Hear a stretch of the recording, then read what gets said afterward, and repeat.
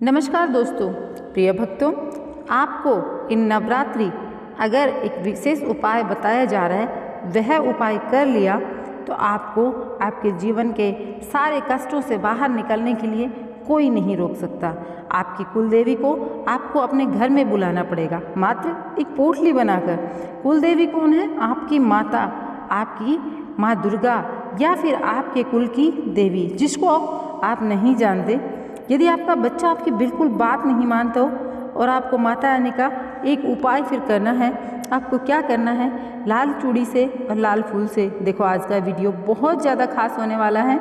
नवरात्रि में हम एक ऐसा उपाय कर लेंगे जिससे कि आपके जीवन की सारी कठिनाइयाँ ख़त्म हो जाएंगी। आपके जीवन में आप बहुत ज़्यादा परेशान हैं, आर्थिक तंगी का आप सामना कर रहे हैं, साथ साथ आपके संतान की तरफ से भी आपको बहुत सारे कष्ट आ रहे हैं, आप हर तरफ से पूरी तरह परेशानियों से घिर चुके हैं। तो नवरात्रि में होने वाला यह खास उपाय जो है, क्योंकि चूड़ी, लाल चूड़ी और लाल फूल, इन दोनों से आपको करना है। इसका करने से आपको आपकी जितनी भी बड़ी बड़ी परेशानियां हों, उनसे बहुत ज़्यादा छुटकारा मिल जाएगा। आप आर्थिक तंगी के जिस परेशानी से जूझ रहे हैं वह दूर हो जाएगी। साथ ही साथ बताएंगे आपको एक दूसरा उपाय, जिससे आपको घर को की जो कुलदेवी है उसको प्रसन्न करने का यह उपाय करना है। आप कुलदेवी को प्रसन्न कर लेंगे तो भी आपके घर में सारी परेशानियां खत्म हो जाएंगी। तो दोस्तों, आपको बता दें कि अभी आ रही है आश्विन मास की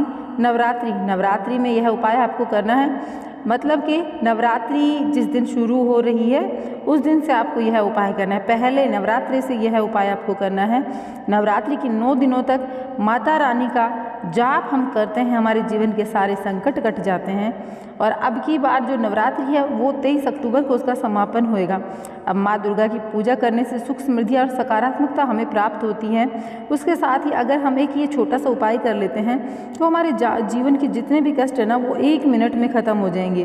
जितने भी कष्ट हैं, चाहे वो कष्ट आर्थिक रूप से हो या फिर संतान की तरफ से हो। तो आपको बता दें कि दुर्गा की पूजा करने के बाद में सुख समृद्धियाँ हमें प्राप्त होंगी। साथ में माँ दुर्गा जो है ना, अब की बार हाथी पर सवार होकर आ रही हैं, जो कि बहुत ही ज़्यादा सभ्यता का प्रतीक है। जैसे ही नवरात्रि प्रारंभ होगी तो पृथ्वी पर भी खुशी व सकारात्मकता का एक योग सा शुरू हो जाएगा। और अब की बार बहुत ही शुभ योग है, क्योंकि अब की बार 3 दुर्लभ योग नवरात्रि में होने वाले हैं। तो आज के इस वीडियो में आपको मैं समझाने का प्रयास करूंगी कि कौन कौन से योग होने वाले हैं और अपने सनातन धर्म में माँ दुर्गा की किस तरीके से आप पूजा करके अपनी कुलदेवी को किस तरीके से आप खुश कर सकते हैं एक छोटे से उपाय से, और आपके घर में बहुत ज़्यादा जितनी भी परेशानियाँ वो सारी ख़त्म हो सकती हैं। देखिए, नवरात्रि के 9 दिनों में कभी भी एक दिन आप चाहो तो ये उपाय कर लेना, किसी भी रात्रि में कर लेना। रात में यानी सूर्यास्त के बाद में आपको ध्यान रखना है। नवरात्रि का जो महत्व होता है और इस तरीके के उपाय जो होते हैं उनका रात्रि में ज़्यादा महत्व होता है। मतलब आप पूजा पाठ कर रहे हैं, चिंतन मनन कर रहे हैं, वह कीजिए। मानसिक पूजा आप कर रहे हैं, जाप आप कर रहे हैं, वो कीजिए। लेकिन शाम के समय आपको 9 दिन में, ये जो 9 दिन होते हैं ना, इसमें नवरात्रि की जो प्रबल शक्ति जो होती है ना, वो बहुत ज़्यादा प्रबल हो जाती है। और देवी की शक्ति को प्रसन्न करने का कार्य जो है ना, हम इस समय कर सकते हैं। आपके बच्चे जो गलत संगत में पड़ गए हैं तो उनसे संबंधित आपको बहुत सारी परेशानियां हैं, वो सारी ख़त्म हो जाएंगी। आपके बच्चों को आप समझा कर थक चुके हैं, लेकिन आपको कोई भी उपाय नज़र नहीं आता, आप कुछ नहीं कर सकते। बच्चे को आप पूरी तरह से एकदम निराश हो चुके हैं समझा कर, लेकिन फिर भी कोई भी सही रास्ता आपको नहीं दिख रहा, तो आप ये उपाय अवश्य करें। तो मेरा कहने का मतलब है, आपको 1 चम्मच लाल चंदन लेना है। अगर आप यह उपाय कर लेते हैं, आपके जीवन के संबंधित, औलाद से संबंधित जितनी भी परेशानियां हैं ना, वो सारी ख़त्म हो जाएंगी। देखिए, आपको 1 चम्मच लाल चंदन लेना है और उसकी कागज़ की पुड़िया बना लेनी है। लाल चंदन लेना है और फिर उसको कागज़ के ऊपर रखकर कागज़ की पुड़िया बना लेनी है। साथ में आपको लेना है लाल चूड़ियाँ और उसके साथ में एक लाल रंग का फूल, ठीक लाल रंग का फूल, जैसे कि गुड़हल का फूल होता है। गुड़हल का फूल माता को अति प्रिय है, अगर आप मिल जाए तो आप गुड़हल का फूल ही लें, ठीक है। तो आपको लाल चंदन, एक लाल चूड़ियाँ और एक गुड़हल का फूल। लाल चूड़ियाँ आप 4 चूड़ियाँ ले सकते हैं, 5 चूड़ियाँ ले सकते हैं, ठीक है। आप 3 ना लें, 4 या 5 चूड़ियाँ लें। और फिर इन सब को एक लाल कपड़े में, या तो आप लाल कपड़ा नया ला सकते हैं या अपने घर में हो वो ले सकते हैं, लेकिन वो होना चाहिए एकदम नया। ऐसा नहीं है कि आप पुराने कपड़े में उठा के ऐसा कर सकते हैं, ठीक है। एकदम नया लाल कपड़ा लेना है, उसके अंदर ये सारी चीज़ें डाल लेनी है और फिर किसी भी देवी के मंदिर में माँ दुर्गा के नाम से आपको रख देना है, या फिर अपने ही घर के मंदिर में आप रख दें, जहाँ पे आप पूजा कर रहे हैं वहाँ पर आप रख दें और माता से प्रार्थना करें कि मेरे जो बच्चे हैं वह सुधर जाएं, मेरी बहन नहीं मानते हैं, उनके ऊपर विशेष कृपा बरसाएं, ऐसी आपको कामना करनी है। और यह आपके माता के चरणों में आपको रखना है और बस इतना सा यह उपाय करके किसी भी नवरात्रि में यह उपाय कर सकते हैं।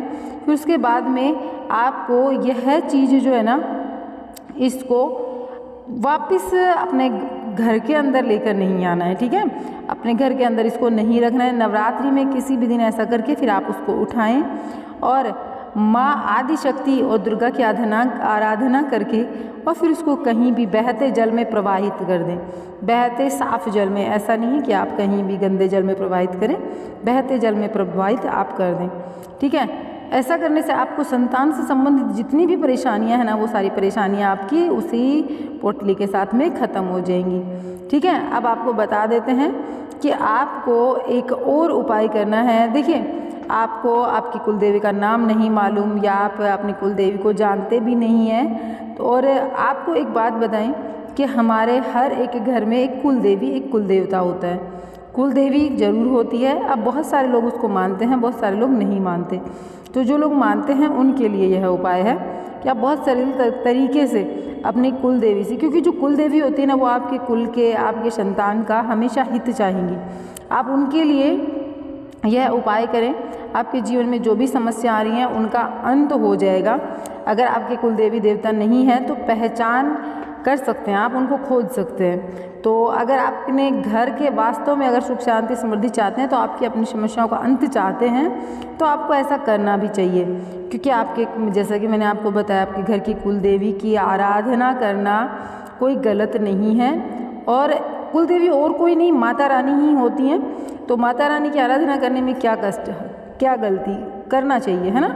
आपके घर के कुलदेवी या कुलदेवता को आप भोग नहीं लगाते हैं समय समय पर, तो फिर गलत लगता है। वो कुलदेवी और कुलदेवता हमारे घर के हित के बारे में सोचते हैं। देखो, आपको क्या करना है, नवरात्रि के 9 दिनों में कभी भी आप यह उपाय कर सकते हैं। आपकी कुलदेवी या कुलदेवता रुष्ट हो गए हैं तो नवरात्रि के 9 दिनों में कभी भी आप ये उपाय करें और घर को शुद्ध करके करना है। जैसे कि आपको अपने घर में सब जगह गोमूत्र का छिड़काव कर देना है या गंगा जल का छिड़काव कर देना है।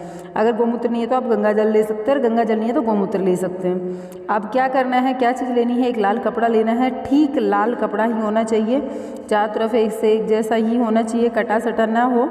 और लाल कपड़े का एक टुकड़ा लें, हल्दी का एक टुकड़ा लें, और हल्दी मतलब जो गाढ़ हल्दी आती है ना, वो ले लें, एक ही लेना है। और उसके ऊपर एक चुटकी कुमकुम रख दें और अब इसको बांध लें, ठीक है। अब इसको बांध लें और बांधने के लिए भी लाल धागे का प्रयोग करें।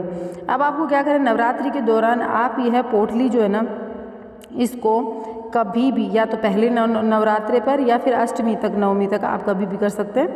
यह जो है ना, इसको अपने मुख्य द्वार पर, यानी कि घर के अंदर की तरफ आपको मुख्य द्वार के ऊपर बांध देना है। और घर के बाहर मत बांध देना, घर के अंदर की तरफ बांधना है, जिससे कि बाहर के लोगों को दिखे नहीं, बैक साइड में बांधें।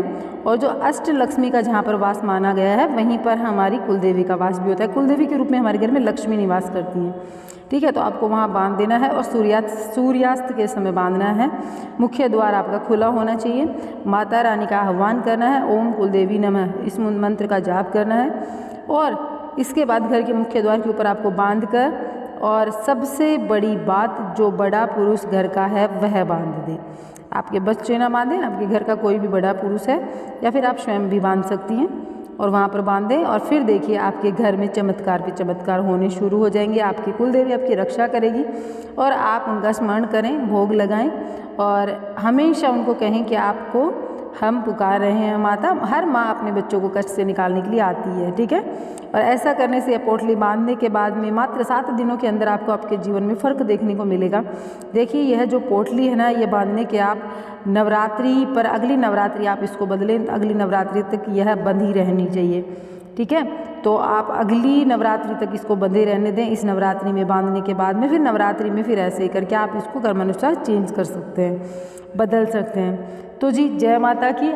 और आज के वीडियो में जो जानकारी मैंने आपको दी है उस पर अगर आप अमल करेंगे, श्रद्धा के साथ में शक्ति होती है, अगर आप श्रद्धा के साथ में उसको प्रयोग में कर लाएंगे तो आपके जीवन में अवश्य आपको सफलता मिलेगी और सारे कष्टों से आप निवृत्त हो पाएंगे। अगर अब श्रद्धा नहीं होती, वहाँ पर कोई भक्ति कोई शक्ति काम नहीं करती, तो श्रद्धा के साथ में करिएगा। तो चलिए जय माता की, जय श्री कृष्णा, राधे राधे। जाते जाते वीडियो को लाइक एंड चैनल को सब्सक्राइब कीजिएगा अगर आपने अभी तक नहीं किया है। तो मैं मिलूँगी आप लोगों से एक नए वीडियो के साथ में। और हाँ, कमेंट बॉक्स में जय माता की अवश्य लिख कर जाना। माता के चरणों में आपकी तरफ से एक वंदन।